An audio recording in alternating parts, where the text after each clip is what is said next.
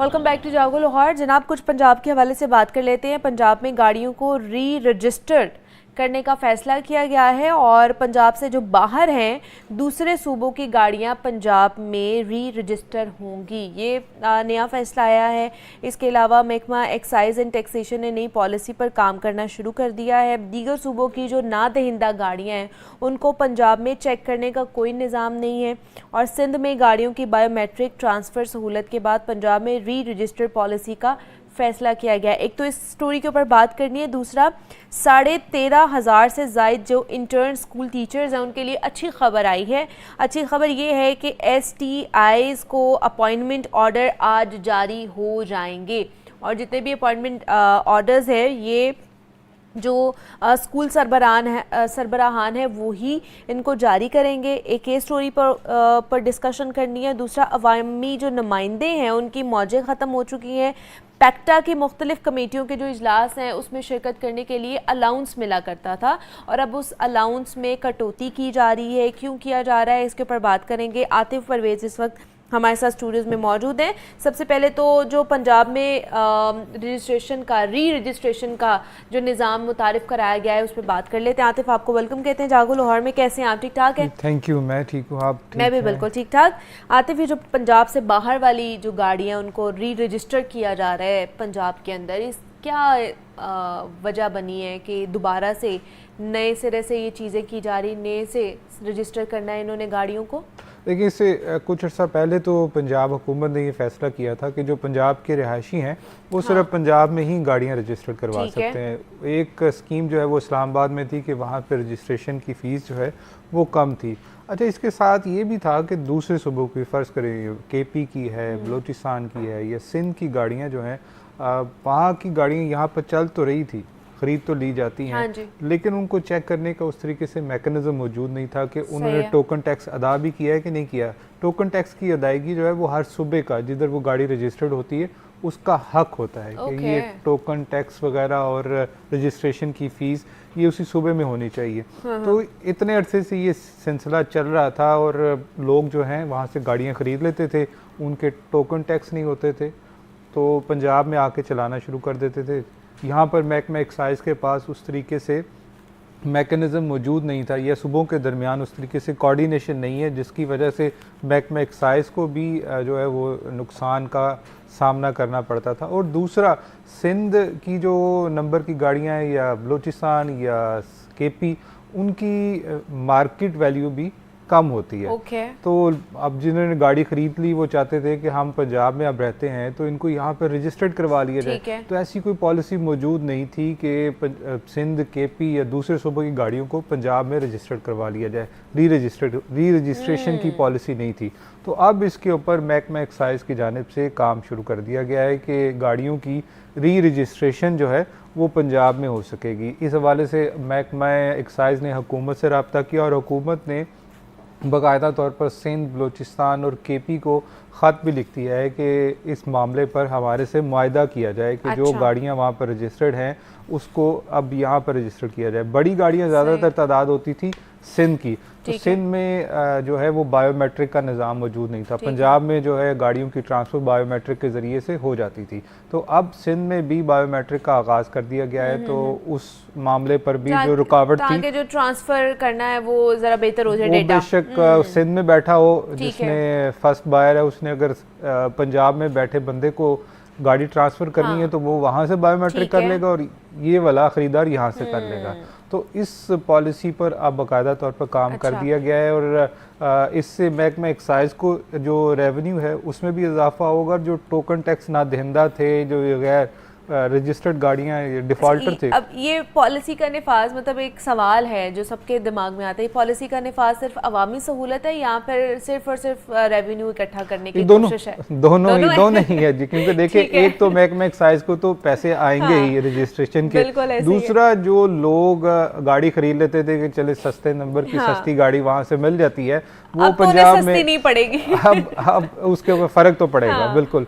तो ये दोनों तरफ से लोगों को फ़ायदा होगा कि अब सिंध नंबर की गाड़ी या पंजाब में चलती है दूसरे सूबों की, तो उसको पुलिस वाले भी ज़्यादा देखते हैं कि ये कोई वारदात पे ना हाँ। आए, तो फिर उसकी री रजिस्ट्रेशन पंजाब में होगी तो उनके लिए भी आसानियाँ होगी। अच्छा, साथ ये है कि नया नंबर फिर उनको जारी होगा, ओके। पुरानी नंबर प्लेट जो है वो उतार दी जाएगी। पंजाब अच्छा। में नई नंबर प्लेट जो सीरीज चल रही होगी उसके मुताबिक जारी की उनको जाएगी, दी लेकिन जाएगी, ठीक जो है। पुराना नंबर है वो एक्साइज के डाटा में मौजूद रहेगा, ठीक है। क्योंकि वो जो ट्रेल होती है कि ये गाड़ी कहाँ से चली और किस तरीके से पंजाब में वो पहुंची, उनके तो ये पास सारा पूरा एक- डाटा सिस्टम अच्छा, मौजूद तो होगा। ये जो रजिस्ट्रेशन होगी तो ये पुरानी गाड़ियों को कोई रियायत मिलेगी या ये सबके लिए यकसा निज़ाम होगा, या अभी जो ख़रीद रहे हैं उनके ऊपर ये पॉलिसी का निफाज होगा, या जितने भी ऑलरेडी जिनके पास 10 साल हो गए हैं, 15 साल हो गए हैं, 5 साल हो गए हैं गाड़ी चला रहे हैं, वो उनकी नंबर प्लेट्स के और वो अभी तक इसमें रजिस्टर नहीं, उनका भी रजिस्ट्रेशन होगा? देखिए, जो भी खरीदार होगा जिसके पास अगर 10 साल 15 साल या नई अच्छा। गाड़ी है, जिसने भी पंजाब में गाड़ी लानी है उसको अब पंजाब उसको में ही registration- रजिस्टर्ड करवानी पड़ेगी। ओके, अगर क्योंकि ठीक है। वो रिहायशी पंजाब का है, सही है। शनाख्ती कार्ड पंजाब का है,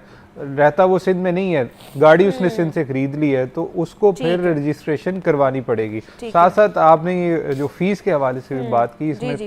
पहलू ये भी एक निकल रहा था कि रजिस्ट्रेशन री रजिस्ट्रेशन की फ़ीस तो बहुत ज़्यादा होती है। हाँ। तो फिर उनकी सहूलत को देखते हुए ये कहा गया कि सिर्फ और सिर्फ ट्रांसफ़र फ़ीस ली जाएगी। ओके, बेशक आप री रजिस्टर्ड करवा रहे हैं, ठीक है। तो रजिस्ट्रेशन की फ़ीस तो वो होती है सीसी के एतबार से, तो 1% कुछ परसेंट रखा जाता है। तो लोगों ने फिर इस पर शोर मचाना था कि हमने गाड़ी एक दफ़ा रजिस्टर करवा ली है, हाँ, तो अब हम दोबारा कैसे रजिस्टर रजिस्टर करवाएंगे तो कराएं? उसके ठीक पैसे है। और देने पड़ेंगे। ठीक तो है। ये सिर्फ और सिर्फ ट्रांसफ़र फ़ीस जो है ओके। ये लेने की तजवीज़ है। और बाकायदा तौर पर अब जैसे ही सूबों की जानिब से इस पर पॉजिटिव रिस्पॉन्स आता है या वो मुआहदे के लिए तैयार हो जाते हैं, तो ठीक है। फिर इसको काबीना से बाकायदा इसकी मंजूरी ली जाएगी और ये पॉलिसी का नफाज किया ये जाएगा। पॉलिसी का निफाज हो जाएगा। अच्छा, अगली स्टोरी के ऊपर आ जाते हैं हम। जो स्कूल टीचर्स हैं, इंटर्न स्कूल टीचर्स हैं, उनके लिए भी खुशखबरी है कि उनको अब जो है ना अपॉइंटमेंट लेटर्स मिल जाएंगे। लेकिन कब से ये मामला रुका हुआ था, ताख़ीर क्यों हो रही थी कि उनको अपॉइंटमेंट लेटर्स नहीं दिए जा रहे थे? देखिए, हाँ, ये कुछ 2 साल दूसरा साल है कि जो स्कूलों में टीचर्स की कमी है उसको पूरा करने के लिए मुस्तकिल टीचर तो नहीं रखे जा रहे, जी। तो स्कूल टीचर इंटर्न्स रखे जा रहे हैं। पिछले साल भी ये मामला जो है वो मुसलसल इल्तवा का शिकार रहा। जो महकमा स्कूल एजुकेशन का सिस्टम है, जो टेक्निकल एरर्स हैं, उसकी वजह से ये मामला 3 माह तक लटका रहा। अब भी यही सूरत हाल है कि जो उम्मीदवारान थे उन्होंने दरख्वास्तें जमा करवा दी, और पिछली दफ़ा तो ये था कि आप 1 सीट के लिए अप्लाई करें या 3 के लिए या 4 के लिए 1000 रुपया फ़ीस देनी पड़ती थी। इस अच्छा। दफ़ा इन्होंने ये फ़ीस लगाई है कि अगर आप 4 के लिए अप्लाई करेंगे तो 4000 देने पड़ेंगे। ओह, तो कोशिश और ये बताया गया था, मकसद ये है कि जो संजीदा उम्मीदवार हैं वो सामने आए कि अब हर कोई मुतादिद पोस्टों के लिए अप्लाई ना करें, उसकी वजह से बहुत ज़्यादा रश लग जाता था। तो ये कहा तो गया था कि इससे चीज़ें बेहतर होंगी, लेकिन अब इस मामले को शुरू किए हुए 1.5 ठीक माह है। का अरसा गुजर चुका है और अभी तक स्कूल टीचर इंटर्न्स जो हैं उनका मामला निबटने को नहीं आ रहा। कभी जो है वो कह दिया जाता है कि सिस्टम में एरर की वजह से दरख्वास्तें स्क्रूटनाइज नहीं हो पा रही।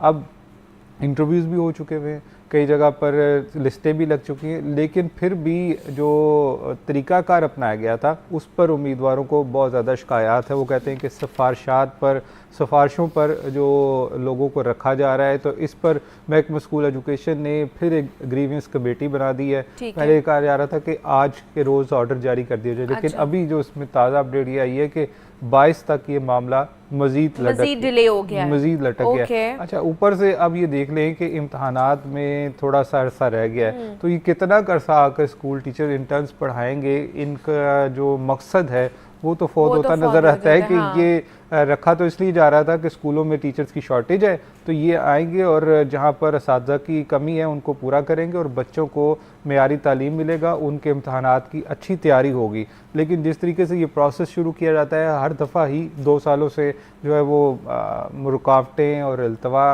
और फिर जो टीचर आते भी हैं तो उन्होंने कितना अरसे के लिए पढ़ाना अच्छा, है। अब ये स्कूल सरबराहान को, स्कूल हेड्स को ये अपॉइंटिंग अथॉरिटी बना दिया गया है कि वो ही अपॉइंटमेंट लेटर जो है उनको या लेटर्स जारी करेंगे। लेटर जारी करेंगे। तो लेकिन फिर साथ ये ग्रीवेंस कमेटी भी बना दी गई अच्छा। कि इसको कहा गया कि जो उम्मीदवारों को इतराज़ात है, जो कह रहे थे कि जी हमें ठीक तरीके से इंटरव्यूज में नंबर नहीं मिले, हमें जो है वो तालीमी इसनाद के इंटरव्यूज ठीक तरीके से नहीं हुए, कोई कंप्लेंट है, हाँ कंप्लेन है, तो वो ग्रीवेंस कमेटी दोबारा से सुन रही है और ये 22 तक मामला लटक गया। ठीक है, और उसके बाद भी उसके इम्कानात बाद है कि हो सकता है जिस तरीके से मामलात को लेके चल रहे हैं कि हर 2 दिन बाद इसमें डेडलाइन दे दी जाती, बढ़ा दी जाती है, तो कोई बात नहीं थी कि ये 2 दिन और बढ़ा दिया मतलब कोई अभी हम पक्का नहीं कह सकते हैं कि 22 के बाद भी ये मामला जो है वो सॉल्व होगा या नहीं होगा। अच्छा, इस फैसले के बाद आपको लगता है जो सिफारिश का कल्चर है वो भी कम हो जाएगा या नहीं?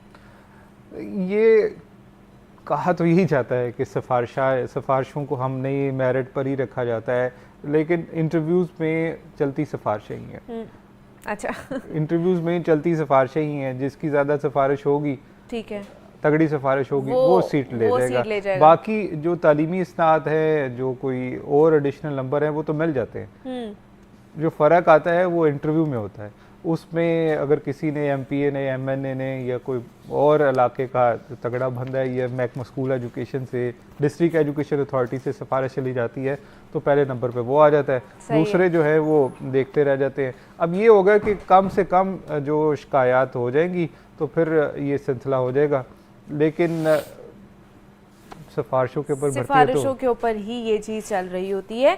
चले देखते हैं कि अभी तो 22 तक ये मामला डिले हो गया है, ताखीर का शिकार हो गया है, तो 22 के बाद इसके ऊपर क्या इम्प्लीमेंटेशन होएगी फिर उसको भी हम आपके साथ डिस्कस कर लेंगे। नेक्स्ट स्टोरी पर चलते हैं कि जी अलाउंसेस में कटौती की जा रही है। जो भी इजलास सिर्फ करने उसमें मेंबर्स जितने भी थे पैक्टा के, सिर्फ उन मेंबर्स की अलाउंसेस में कमी की जा रही है या ये ओवरऑल बताया जा रहा है या किया जा रहा है ये फैसला? देखिए, इसमें जो है वो 2 तरह के अलाउंसेस मिलते हैं। एक तो बोर्ड ऑफ गवर्नर्स है, उनका जो इजलास होता है उसमें हर मेंबर को 40,000 रुपये मिलता था एक इजलास में शिरकत का। अच्छा, उसके साथ पैक्टा ने मुख्तलिफ कमेटियाँ भी बना रखी हैं कि उनकी सरबराही जो है वो बोर्ड के मेंबर्स करेंगे। अब प्रोक्योरमेंट कमेटी है और ये जो इसके साथ साथ एडमिन कमेटी है या जो अभी HR की है या दूसरी ऑपरेशन के हवाले से कमेटीज़ थी, उनके इजलास मुतअद्दिद हो चुके थे और फैसले हो भी नहीं पा रहे थे, लेकिन अलाउंसेस जो है अलाउंसेस तो मिलते जा रहे थे। वो बेशक आप ऑनलाइन शिरकत करें या इन पर्सन आके शिरकत करें, तो वो लाखों रुपया एक महीने का ही जो है बन रहा था। और ज़राए ने ये भी बताया है कि एक मेंबर जो है वो MP वो एक रोज में 4-5 इजलास करके चले जाता, तो 1 लाख रुपया वो उनका बन जाता था। तो इस पर हमने भी खबर दी और जब ये मीडिया पर बात उछली तो फिर बोर्ड ऑफ गवर्नर्स में ये मामला लेके गया गया कि ये बहुत ज़्यादा अलाउंसेस हैं, क्योंकि फैसले हो नहीं पा रहे, इजलास पर इजलास मुनक्किद होते जा रहे हैं और अलाउंसेस जाते जा रहे हैं, तो फिर लेकिन उसका कोई इम्पैक्ट नहीं आ रहा। पिछला फिर जो बोर्ड ऑफ गवर्नर्स का इजलास हुआ उसमें ये फिर फैसला किया गया कि इसको 5,000 रुपया इन पर्सन किया जाए और जो कोई ऑनलाइन शिरकत करेगा उसको कोई पैसा नहीं मिलेगा। तो अब ये फैसला कर लिया गया है कि बोर्ड ऑफ गवर्नर्स ने कि 20 की बजाय 5,000 रुपये मिलेगा, तो वो 15,000 रुपये का तो फ़र्क पड़ा। अब ये किताबों की प्रिंटिंग का मामला था, इस पर दर्जनों इजलास हो चुके थे। और नहीं, तो ये जो पैक्टा के बोर्ड मेंबरान हैं उनके भी अलाउंसेस में कमी है या नहीं? होनी तो उधर भी चाहिए, लेकिन वो इजलास कम होते हैं। अच्छा, बोर्ड ऑफ गवर्नर्स का इजलास जो है वो 2 महीने बाद 3 महीने बाद एक होता है, ठीक है। लेकिन ये कमेटियों के इजलास जो है ये तो अब किताबों की खरीदारी करनी है, ये प्रिंटिंग करनी है, बिल्कुल। तो ये इतने इजलास हो रहे थे और ये कोई नई बात नहीं थी, माजी में भी इसी तरीके से इजलासों का सिलसिला होता था, क्योंकि किताबों के हवाले से जब आपने प्रोक्योरमेंट करनी है या प्रिंटिंग करनी है तो छोटी छोटी चीज़ों के लिए इजलास बुलाने पड़ते थे, लेकिन ये इजलास होते थे तो उससे पैक्टा के ऊपर माली बोझ बढ़ रहा था। अच्छा, तो फिर ये इजलास में डिस्कस हुआ। ये फैसला माली बहरान के बायस हुआ है या अवामी दबाव के ऊपर? अवामी दबाव के ऊपर। फिर इसके साथ साथ ये भी था कि जो पुराने CEO थे उनकी जानिब से जो तमाम नए जो MDs रखे गए थे और उसके साथ साथ नीचे डायरेक्टर रखे गए थे, उनके लिए 25 नई गाड़ियां खरीदने की तजवीज़ जो है बोर्ड के सामने पेश की गई थी। यानी कि अलाउंस एक तरफ चल रहे थे और दूसरी जो है ये गाड़ियों का सिलसिला, तो फिर उसके ऊपर भी बोर्ड के मेंबरान ने कहा कि एक तो इनको बड़ी बड़ी तनख्वाहों पर रखा जा रहा है, एमडी की तनख्वाह जो है वो 10 लाख रुपया है, तो साथ इनको गाड़ी भी आप दे रहे हैं, तो ये सिलसिला तो बंद होना चाहिए। तो फिर 25 की बजाय एक गाड़ी जो है वो सीओ के लिए ख़रीदने की मंजूरी दी गई है। तो ये अलाउंसेस और गाड़ियों की ख़रीदारी एक नया अदारा जिसके हवाले से कहा जा रहा था कि इससे टीचर ट्रेनिंग भी होगी, इम्तहानात भी जो है पहली से 8वीं के होंगे और किताबों की तैयारी जो है वो भी बेहतर तरीके से होगी। लेकिन जैसे नया अदारा बनता है तो नए अफसरान आते हैं, तो उनके लिए गाड़ियाँ ख़रीदने और अलाउंसेस जो हैं वो भी तजवीज़ कर दिए जाते हैं। तो जैसे ही ये अदारा बना है उस पर अब तनकीद शुरू हुई है कि एक तरीक़ाकार पहले नताइज तो दिखाए ना कि जो आपने एक अदारा बनाया है जिसके हवाले से दावे किए गए थे कि इससे किताबों की तैयारी भी बेहतर हो जाएगी, टीचर ट्रेनिंग भी बेहतर हो जाएगी और इम्तहानात का निज़ाम भी शफाफ होगा, वो अभी कुछ सामने आया नहीं। लेकिन अलाउंसेस और गाड़ियों की बातें जो है वो चलना, पहले होना शुरू, डिमांड आना शुरू। अच्छा, दूसरा, आपको नहीं लगता आतिफ कि अगर इस तरह का कोई मामला होगा तो क्या जो कमेटीज़ की कारकर्दगी है उसके ऊपर कोई असर आएगा? अगर उनके अलाउंसेस कम कर दिए जाएंगे, जहाँ उनको 20,000 पहले मिलता था अब उनको 5,000 मिलेगा, और वो भी जब वो इन पर्सन आएंगे उन मीटिंग्स में शिरकत करने के लिए, और ऑनलाइन पे तो बिल्कुल भी नहीं, कुछ भी नहीं मिलेगा उन्हें। देखिए उनकी दिलचस्पी तो कम होगी, बिल्कुल आप ठीक कह रहे हैं, ये पॉइंट तो ठीक है, लेकिन माजी में भी तो इसी तरीके से ही इतने पैसों पर ही इजलास चलते रहे हैं। अब जो है वो नया दारा बना तो उन्होंने अलाउंसेस बढ़ा दिए, लेकिन किताबों की खरीदारी करनी है तो वो जो नहीं करना चाहता वो चला जाए कमेटी से, दूसरे मेंबर को लगा दिया जाएगा। ठीक है, मतलब उनके पास ऑप्शन है। लेकिन अब ये जो मौजें थी ना, जितने भी कमेटी मेंबरान थे उनकी ख़त्म हो चुकी हैं कि उनके अलाउंसेस में अब कटौती की जाएगी। इस हवाले से हम बात कर रहे थे, पंजाब में जो री रजिस्ट्रेशन का अमल शुरू होने जा रहा है उसके ऊपर हमने बात की है। हमारे साथ आतिफ परवेज़ मौजूद थे। Atif, thank you so much. Break लेते हैं, मिलते हैं इस ब्रेक के बाद।